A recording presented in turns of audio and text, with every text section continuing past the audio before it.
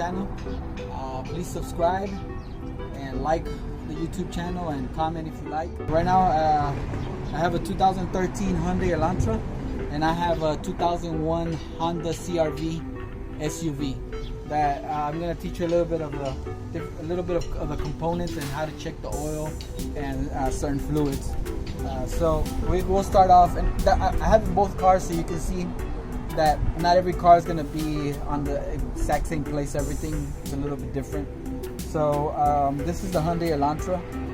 So the way you want to check the oil is usually marked. It says engine oil. The way you would do it is just make sure that the engine is cool. It's not, you hadn't just turned it off and you're checking, because it won't get a good reading off of it. And it's gonna be hot. You can burn yourself. Right now it's been off for a couple of hours.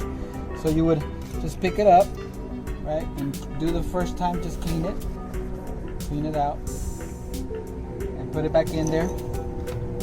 Leave it for like 2 seconds. Pick it back up. And then you want to see the actual oil. So the second line here, it's full.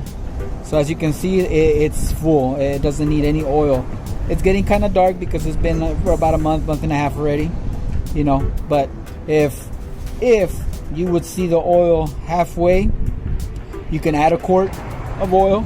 Now, if you start seeing it going down there, you might have to add 2 quarts or 3 quarts, depending on how big your engine is.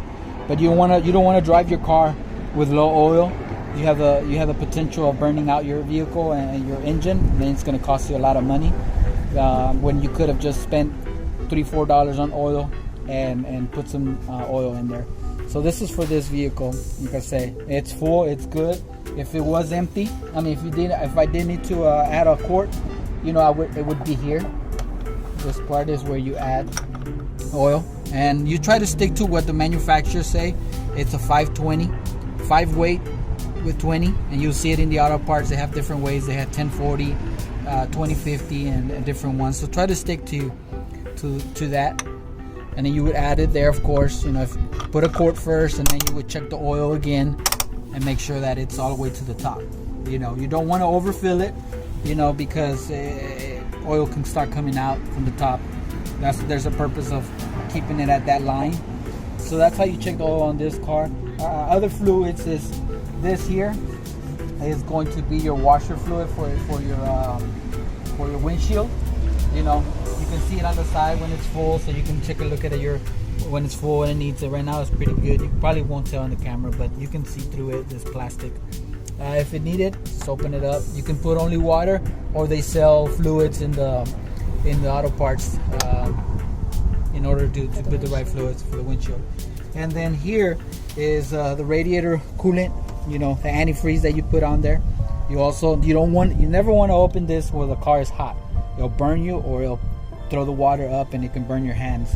So, you know, it has these little 2 lips. That's what kind of lock it, and you got to look at the radiator to match those 2 lips, and then you press down and you push down and you turn it. So you see, you hear the lips and hear the lips. That's what kind of locks it, and you turn it. So all you do is to check it, you know, you kind of see right now, you put your finger in there and there's water all the way to the top. Now if you wouldn't see water at all, what I would do is turn on your vehicle, get a gallon of water, and start pouring it in slowly until it goes up. Then once you fill that up, this is a reservoir for the coolant. I would top it off, also add some water or some antifreeze or however. Make sure you read your owner's manufacturer, or in the auto parts it tells you what kind of antifreeze your car uses, and it'll keep it from freezing. Especially, you know, a couple of weeks ago, we got a freeze here in Houston, and my parents' car, the radiator messed up because he didn't have any antifreeze. He had just water. So this is where you would put a little bit of extra, and what it does is, as this starts going down, the water starts going down for whatever reason, it gets it from here and it refills it. But if your radiator's good, your car's good, you shouldn't have too many problems of refilling it and refilling it. Okay, so then this is your brake fluid for your brakes. It's something that if you don't have a leak, then you shouldn't have a problem. Also, it's plastic. You can see through. If you kind of move it around like that, you can see that where the level is right now. It's at max, so it's good. And this is your brake fluid. The only time you would kind of take it all out is if you're flushing all the lines of your brake fluid. And again, your owner's manual, your manufacturer should tell you how many miles you have to do that at. You know, some cars manufacturers are different. This is your battery. You know, this is your positive and your negative. You don't wanna let this build up corrosive, you know, because then you'll have issues turning your car on. So if you start seeing corrosive, you just have to, you know, unscrew this bolt, take it out, and you can clean it. Sometimes if you pour a little bit of Coke, that also works fine. So that's how, you know, like these, that's the way it's supposed to be. You can see it very clean. So I try to keep them as clean as possible, because the corrosive kills your battery eventually. You know, this part here is your air filter. You know, it just has clips like this. If you can see it, it just has clips. I think it has 4, 1, 2. Actually, these are not clips. These are actually just holders. So just pull it out, and then your air filter's in there. This one's clean because I just changed it. And then you would put it the exact same way. Back here first, and then you push it down hard, and then you pick up those little clips, and then they lock. So that's your air filter. Like I said, every car is gonna have them different in a different spot, but you know, you can have an idea when you see a box like that. These are just a box of fuses that the car uses. A whole bunch of wiring. You know, unless you're having an electrical issue, you know, you're gonna need to change your some fuses. But if you don't have electrical issues, then that's something you might want to have a mechanic check if you start having electrical issues, you know. So that's on this car. Now we're gonna move on to the Honda CR-V, so you guys can see where everything's positioned, and a little slightly different, but you can get an idea. All right, guys. So this is the Honda CR-V, the small SUV that we have. Just like we did on the Hyundai. Again, this is where you check the oil on this one. It's in a different position. The Hyundai had it up here. This one had it up has it down here. So cars are gonna be different. It's usually gonna be here or on top. It's not gonna be in a weird place or anything like that. If you do see another dipstick, it might be because of your transmission fluid. But if you don't, it's usually your oil. So this is the same way. Pick it up, clean it out with a towel. 2 seconds. Take it out. So you can see this one. I don't know if you can see on the camera, but the full line is actually up here. So it's pretty good. It's not in bad shape. It has 2 little holes. This is the low and this is the high. So if it's a little bit above that, you're fine. You know, you do change your oil every 3,000 to 5,000 miles, depending on what type of oil you put. But I would recommend them. You know, I usually try to do my oil every 3,000 miles, or push comes to shove every 3,500 miles. Change the oil and change the oil filter. Okay, so that's how you check it on this one. Then we're gonna move. This is the radiator for the antifreeze, the exact same way as the other one. Push it down, turn it till it unlocks, and you see it. Same thing, not just here, and you can see the water there. Move it so it's full, and you push it down and you close it. You got to make sure that you close it right, because if you don't, when you turn on the water, the water starts escaping from here. You lose water from the radiator, and then your car heats up, and you're gonna have major problems. And then here's the reservoir for this radiator is on the side. It's the same way, you know, this one you unscrew it. If you need to add, but it has water in there already, you would add water and screw it. Okay, this one screws, the other one pops, so it's different. This one, the air filter's on the left side, the same way. Little clips, you pick up, and there's the air filter. Okay, this part here just, you know, it attaches it and it attaches back. Okay, and then you kind of have to play with it, wiggle it to where it moves really good, and then you just do the clips right there. Okay, that's your air filter. The battery on this car is over here on the top compared to the other one that was on the right. It's on, you can see, no corrosive, clean.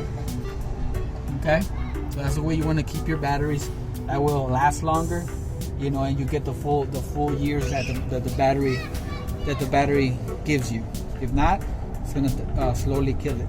Okay, so this one is the same way, brake fluid, just like the other one. This one's more visual than the other one. If you guys can see that, you know, it's all the way up here right now, so we're good. No issues on that. This is the power steering fluid.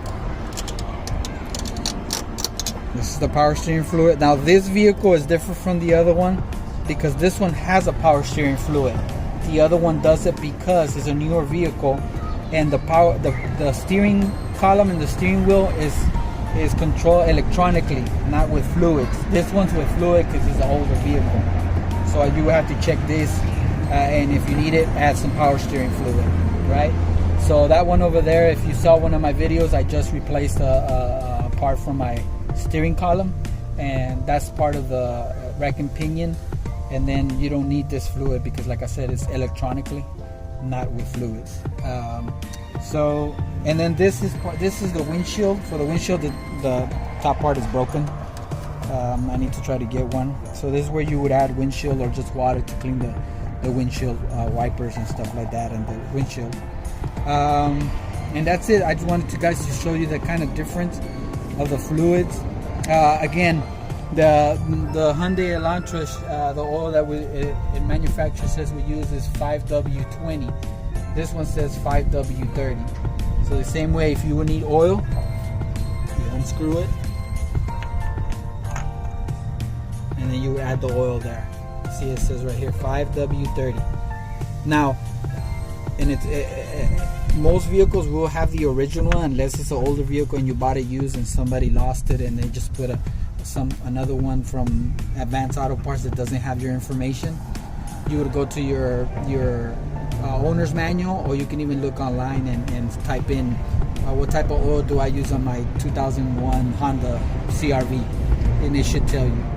So, but this, like I said, tells you, and sometimes it also has it on the sticker up here, you know, on your vehicles. Some vehicles have it, some vehicles don't, so you can also check that out. But yeah, these are the spark plug wires on this one. On the other one you didn't see them because it has a cover, but it's the exact same way. There's a 4-cylinder. That means it uses 4 spark plugs, and it has 4 cylinders. If you ever heard the term 4 cylinders, 6 cylinders, 8 cylinders, it's because it has that many spark plugs, and these are 4 cylinders, so they're more economical. They don't have a lot of power, but they're more economical on gas. Like I said, these are the wires. Inside of these are the spark plugs, and on one of our videos I'll show you how to replace the spark plugs. It's very easy on these vehicles. It shouldn't take you more than 30 minutes, but I'll go thoroughly on that part on another video. Again, thanks for tuning in. If you have any questions, please comment, share these videos with anybody you think that might need a little help, and I'll try to keep doing as much as I can on different things that I know and that I take care of my own vehicles. I appreciate it. Thanks.